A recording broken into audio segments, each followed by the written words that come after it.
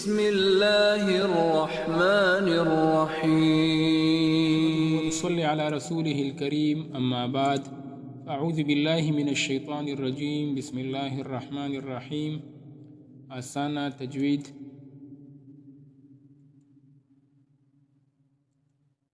أول درس. قال الله تعالى في قرآنه المجيد: أو زد عليه ورتل القرآن ترتيلا. وقال رسول الله صلى الله عليه وسلم عن زيد بن ثابت رضي الله عنه أن رسول الله صلى الله عليه وسلم قال: إن الله يحب أن يقرأ القرآن كما أنزل. وفي حديث آخر عن عثمان رضي الله عنه عن النبي صلى الله عليه وآله وسلم قال: خيركم من تعلم القرآن وعلمه. وفي حديث آخر: اقرأوا القرآن بلحون العرب وأصواتها. صدق الله العظيم وصدق رسوله النبي الكريم. محترم سامعين ورونو، لکه څرنګه چې ما تاسو ته د قرآن کریم یو مبارک آیات تلاوت کو او د نبی صلی الله علیه وسلم درې احادیث می تاسو ته وړاندې کو. په دغه مبارک آیات کې الله تعالی فرمایي: او زد علیه ورتل القرآن ترتیلا. دغه مبارک آیت کې ورتل القرآن ترتیلا د دغه مبارکو کلماتو تړاو هغه د تجوید سره دی. حضرت علی رضی الله تعالی عنہ فرمایي چې د ورتل القرآن ترتیلا نه مراد څه دی؟ چې تاسو قرآن کریم په تجوید سره تلاوت کړئ. همدغه شان یو بل مفسر هغه د دغه ورتل القرآن ترتیلا تفسیر داسې کړی دی چې وجود القرآن تجویدا، یعنی قرآن کریم تاسو په تجوید سره تلاوت کړئ. همدغه شان نبی علیه الصلاة والسلام فرمایي، د زید بن ثابت رضی الله عنه څخه روایت دی چې نبی صلی الله علیه وسلم وفرمایل: ان الله يحب ان يقرأ القرآن كما انزل. بشک الله تعالی خوښ ګڼي هغه کسان چې کوم قرآن کریم تلاوت کوي په هغه شان سره چې په کوم شان سره نازل شوی دی. همدغه شان د عثمان رضی الله عنه څخه روایت دی چې نبی صلی الله علیه وسلم وفرمایل: خیرکم من تعلم القرآن وعلمه. بهترین په تاسو کې هغه څوک دی چې قرآن کریم زده کی او نور خلکو ته یې وښایي. همدغه شان دریم حدیث شریف کې نبی علیه الصلاة والسلام فرمایي: اقرأوا القرآن بلحون العرب واصواتها. نبی علیه الصلاة والسلام فرمایي تاسو قرآن کریم تلاوت وکړئ بلحون العرب، په شان د عربو په شان تاسو قرآن کریم تلاوت کوئ په ښایسته شان سره. نو دغه ځای کې ګوره لحن راغلی دی. لحن چې کله تجوید په خلاف کوم ځای کې استعمال شي نو هغه لحن به بېله معنا ورکوي. دغه ځای کې د لحن معنا ده طرز او طریقه. نو هغه هم انشاءالله وایو چې لحن څه ته وایو، تجوید څه ته وایو. په دغه ځای کې زه تاسو ته غواړم د تجوید د علم په اړه باندې مهم ټکي تاسو ته وړاندې کړم. اول، ولې تجوید زده کوو؟ مهمه خبره دا ده چې موږ خو دغه تجوید آغاز کوو، د اسانه تجوید آغاز دی. زه غواړم چې تاسو ته دغه تجوید ویډیوز وړاندې کړم. تاسو ولې دغه تجوید زده کوئ؟ د دغه په اړه باندې تاسو باید پوه شئ. اول، تاسو دا تجوید ځکه زده کوئ چې په قرآن باندې مو عمل راشي. موږ دغه تجوید ولې زده کوو؟ چې په قرآن باندې مو عمل راشي. ځکه چې الله تعالی فرمایي: اعوذ بالله من الشیطان الرجیم ورتل القرآن ترتیلا. تاسو قرآن کریم په ترتیل سره تلاوت کړئ. ترتیل نه مراد تجوید دی. حضرت علی رضی الله عنه فرمایي. دویمه کټه تجوید زده کولو دا ده چې موږ د هغو احادیثو مبارکو مصداق وګرځو. دریم وجه تجوید زده کولو دا ده چې موږ د الله جلاله د مراد خلاف لاړ نه شو. کله چې موږ تجوید نه وي یاد نو له موږ څخه به وړې او غټې غلطیانې کېږي. مثال، حروف به بدلو، قاف پر ځای به کاف وایو، موږ به نه ورباندې پوهېږو، خو زموږ به مسې غلط زده شوی وي. خو کله چې موږ تجوید زده کړو نو زموږ به دغه غلطیانې صحیح شي. مثال، قاف پر ځای کاف ویل مطلب قل دی که نه؟ قل مطلب ووایه، او کل معنا وخوره. څلورمه وجه دا ده چې موږ ځکه تجوید زده کوو چې د قرآن حق ورسره ادا شي. د تجوید په زده کړې سره د قرآن یو حق ادا کیږي. پنځمه وجه تجوید زده کولو دا ده چې قرآن کریم په عربي ژبه باندې نازل شوی دی او باید د عربي ژبې د حروفو مطابق تلاوت کړی شي او د تجوید نه بغیر دا کار ناشونی دی. کله چې زموږ تجوید یاد وي نو موږ به د عربي د ژبې د حروفو او د اصولو مطابق به دغه تلاوت کوو. خو کله چې زموږ تجوید نه وي یاد بیا موږ نشو کولی چې دا په صحیح توګه سره تلاوت کړو. دغه وي موږ سره 15 دانې وجې چې تجوید موږ ولې زده کوو. راځو دا وایو چې تجوید عملی چا ایجاد کړی دی. تجوید عملی دا به تاسو ته هم معلومات وي. که تاسو ته معلومات نه وي نو تاسو باید دغه په کتابچه کې ولیکئ. تجوید عملی یعنی دغه تجوید چې کومې په ښایسته طور سره موږ تلاوت کوو، موږ پکې غلطیانې نه کوو، ښایسته تجوید دا چا ایجاد کړی دی؟ دا حضرت محمد صلی الله علیه و آله وسلم ایجاد کړی دی او موږ یې همغه شان تلاوت کوو. مدون تجوید چا ایجاد کړی دی؟ مدون مطلب لیکلي بڼه باندې تجوید، دا چا ایجاد کړی دی؟ په دې کې اختلاف دی. بعضې علما وایي چې مدون تجوید هغه ابوالاسود دوئلي رحمت الله علیه ایجاد کړی دی. بعضې علما وایي چې دغه مدون تجوید یا په لیکلي بڼه باندې تجوید دا ابو عبید قاسم بن سلام رحمت الله علیه ایجاد کړی. بعضې علما وایي چې خلیل بن احمد فراهدی رحمت الله علیه ایجاد کړی. اوس راځو تجوید او لحن.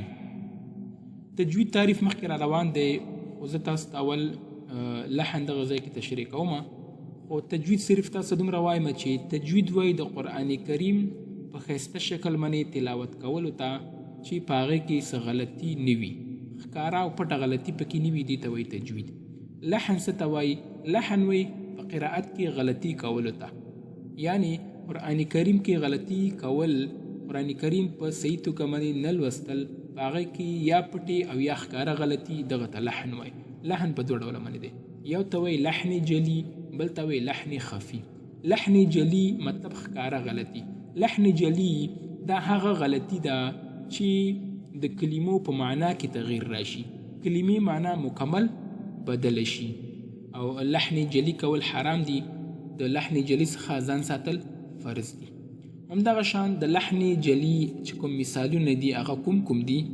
حروف بدلول، یو حرف ته په بل حرف باندې بدلې. لکه تاسو چې ما مخکې ویلي قل دی که نه قل، قل کې دا قاف ته بدل کې په کاف باندې ته کلو وایي، قل پر ځای باندې کلو وایي، غټې ح پر ځای باندې وړه ه وایي، عین پر ځای باندې امزه وایي، فا پر ځای باندې سین وایي، یا هم ذال پر ځای باندې زا وایي. مطلب حروف بدل کې دې ته وایي لحن جلی دی یو. دویم چې دی حرکات بدلول، حرکتونه بدلول، زبر پر ځای باندې زیر وایي، زیر پر ځای باندې زبر وایي، پیش پر ځای باندې زیر وایي، دغه شان یو بل ته بدل کی. دریم چې دی حروف کمول یا زیاتول. مثال الحمد دی کنه الحمد لله رب العالمین. الحمد تاسو الحمد پر ځای باندې الحمد وایي، الحمد دلو پیشدو کې الحمد لله داسې باندې کې. دا موږ سره د حرف زیاتول یا ته حرف کم کی. مثال مثنا دی کنه مثنا ودریږي، صحیح شو، مثنا وایي. یا معنا دی معنا، ان الله معنا، نون دی ودرا. خو ته دغه آخر کې چې کوم الف دی چې کوم باندې هیڅ هم نشته، ته داسې وایي ان الله معنا معنا. یا آمنا دی کنه آمنا، تاسو وایي آمنا آمنا، ډیر کم زبر ورکی، مطلب وی نه درې. نو دغه ته وایي د حروفو کمول. سکون پر ځای باندې حرکت ورکول یا هم د حرکت پر ځای باندې سکون ورکول. تجعلون دی کنه، ته مثال تجعلون دغه شانی وایي. جیم کې صحیح د قلقله کیږي، خو داسې به مې نه وایي چې ته قلقلې ته زبر ورکي. دا به انشاءالله پر روان درسونو کې وایي چې قلقله څه ته وایي. همدغه شان مشدد او مخفف. مشدد حرف مخفف لوستل یا هم مخفف حرف مشدد لوستل. یو حرف ته پر هغې باندې شد دی، ته هغه شد ورنه ایسته کړي، یا هم پر یو حرف باندې شد نشته ته له ځانه شد ورکړي. مثال مستمر، مستمر دې ځای کې وقف کېږي، آیات دی مستمر، دغه شاني وي، دا غلط دی. مستمر لږ به د عربه پکې لږ ډېر وي ځکه چې شد دی. همدغه شان که شد ور باندې نه وي ته له ځانه شد ورکوي، نو دا هم لحن جلی کې راځي. بل موږ سره دی لحن خفي. لحن خفي څه ته وایي؟ لحن خفي وایي پټې غلطۍ ته. دا داسې غلطي ده چې د کلماتو معنا کې فرق نه راځي، بلکې د تجوید چې کوم اصول دي، د تجوید چې کوم قواعد دي، هغه قواعد په دې کې عملي نشي. مثال بعض ځینو کې حروف ډک لوستل کیږي. زه به مثال د را درکم. را بعض ځینو کې ډکه لوستل کیږي، تاسې د ډکې پر ځای باندې تشه ولولئ. نو دې د وجې نه دې ته هم لحني خفي وایي. یا بعض ځینو کې اخفا ونه کړي، یا اخفا وکړي بې ځایه، یا اظهار وکړي اظهار ونه کړي بې ځایه. همدغه شان ادغام، غنه، دغه چې کوم اصول او قواعد دي دا تاسو ادا نه کوي، نو دې ته وایي لحني خفي. ورمخکې ما تاسو ته ویلي چې لحن په دوو معناو باندې استعمالیږي. یو ته وایي لب لهجه، لکه څرنګه چې په حدیث شریف کې راغلی وو اقرأوا القرآن بلحون العرب واصواتها. دویمه معنی چې دا غلط لوستل. کله چې د تجوید پر ضد استعمال شي نو د غلطۍ پر معنا باندې راځي. هیله کوم چې په دې معنی به وشوي یاستئ. بسم الله الرحمن الرحیم. راځو تجوید تعریف ته چې تجوید څه ته وایي. تجوید په لغت کې ښه جوړولو ته وایي، یعنی تحسین الشی، ښایسته کولو ته وایي تجوید. صحیح شوه. او په اصطلاح کې هغه علم ته وایي چې په هغه کې د حرفونو، مخرجونو، صفتونو او له هغو قواعدو څخه چې د هغو په مراعات سره قرآن کریم په صحیح توګه لوستل کېږي بحث کېږي. په دې کې موږ د حرفونو، مخرجونو، صفتونو، د قواعد او د اصولو څخه بحث کوو. همدغه شان د تجوید موضوع څه شی ده؟ ځکه د هر څه خپله موضوع وي که نه. د هجا توري او قواعد دي. د تجوید موضوع څه شی ده؟ د هجا توري، د الف نه والا تر یا پورې، او قواعد دي. صحیح شو. غرض یې څه شی دی؟ موږ تجوید ولې زده کوو؟ لکه ما چې تاسو ته مخکې ویلي، په صحیح توګه د قرآن کریم لوستل چې د الله جل د رضا سبب وګرځي. تجوید موږ ځکه زده کوو چې زموږ قرآن کریم په صحیح توګه زده شي، چې له موږ څخه وړې او غټې غلطیانې ونه شي او د الله جل جلاله د رضا سبب وګرځي. دا موږ سره د دې دا غرض. هیله کوم چې په دې ویډیو باندې پوه شوي یاست. تاسو کوشش کوئ چې دغه ویډیو سره مکمل ګورئ، او چې کوم نوي ټکي درته پکې ښکاره کېده هغه تاسو ځان سره په کتابچه کې لیکئ، او انشاءالله زموږ به دغه ویډیوز 10 نه ونیسه تر 15 پورې به وي، زیاتې به نه وي. نو موږ کوشش کوو چې تاسو ته دغه ټولې ویډیوز په صحیح سیریز کې وړاندې کړو، په صحیح انداز کې تاسو ته وړاندې کړو، په اسانه طریقې سره تاسو ته وړاندې کړو، تر څو تاسو ورباندې په اسانه طریقې سره پوه شئ. که تاسو دغه نوټس پی ډي اف په کار وي نو تاسو راته په کمنټ کې خپل نمبر منشن کړئ. زه به انشاءالله تاسو ته په واټساپ کې د دې پی ډي اف